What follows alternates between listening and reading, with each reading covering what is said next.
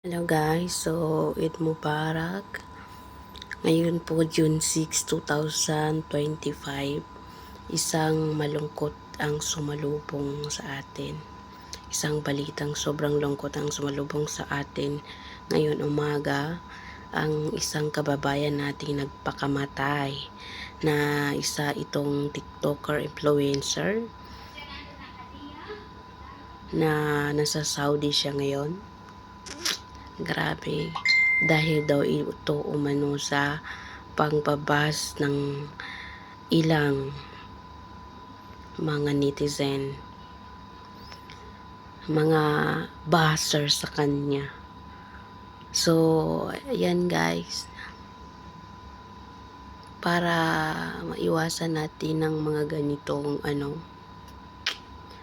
hindi ko alam kasi ang dami kasing mga tao na yung wala na ngang maiambag sa buhay mo, sisiraan ka pa, di ba? Instead na maging masaya na lang sa na-achieve ng ibang tao,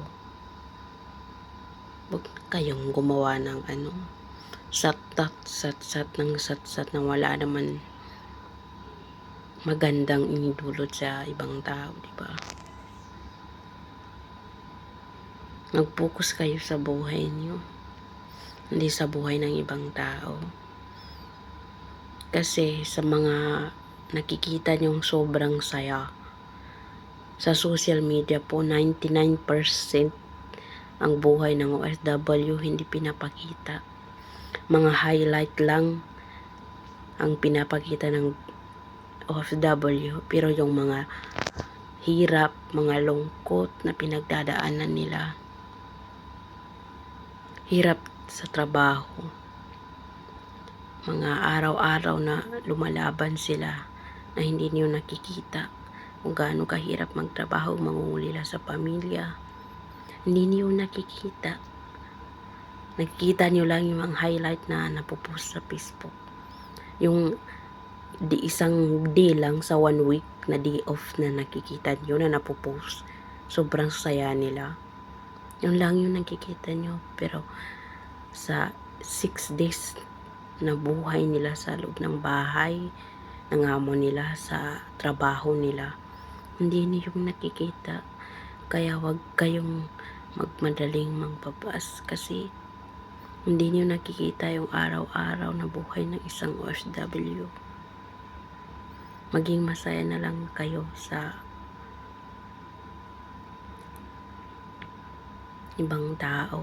Kung hindi niyo yun maiwasan, huwag na lang kayo mag-comment na kung ano-ano.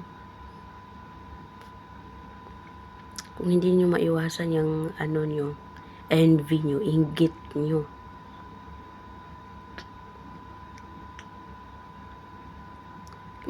ilayo niyo yung sarili niyo. Alam niyo naman yan, di ba? Lahat naman ng tao may envy sa sarili, may ikit, pero depende pa rin yung kung paano mo yon